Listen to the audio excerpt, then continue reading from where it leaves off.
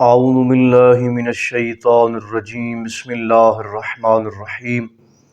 وضو کے بعد کی جانے والی ایسی غلطی جو وضو کو فوراً باطل کر دیتی ہے۔ بہت اہم مسئلہ آپ کی خدمت میں عرض کرنے جا رہا ہوں، اور یقین مانیں کہ 80% مومنین مومنات اس مسئلے کو نہیں جانتے، اور اس مسئلے کو نہ جاننے کی وجہ سے بہت زیادہ غلطیاں کرتے ہیں۔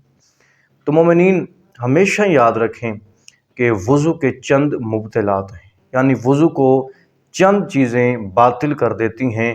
ان میں ایک چیز یہ ہے جو آپ کی خدمت میں عرض کرنے جا رہا ہوں۔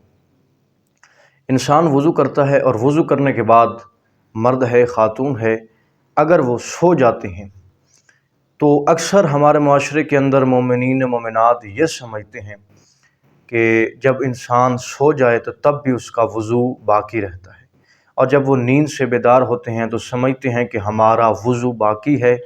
اسی وضو کے ساتھ پھر وہ نماز بھی پڑھتے ہیں، قرآن کو مس بھی کرتے ہیں، قرآن کی تلاوت بھی کرتے ہیں، اور دیگر عبادات بھی کرتے ہیں۔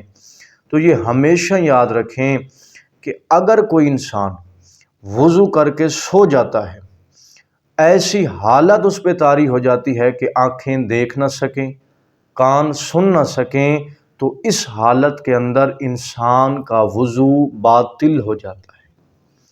لہذا جو بھی انسان وضو کر کے سو جاتا ہے اور جب وہ بیدار ہوتا ہے تو اس کے لیے لازم ہے کہ نماز پڑھنی ہے، یا قرآن مجید کو مس کرنا ہے، یا دیگر عبادات کرنی ہے، تو اس کے لیے انسان کو وضو دوبارہ کرنا ہوگا، اور وہ پچھلا وضو انسان کا باطل ہو جائے گا۔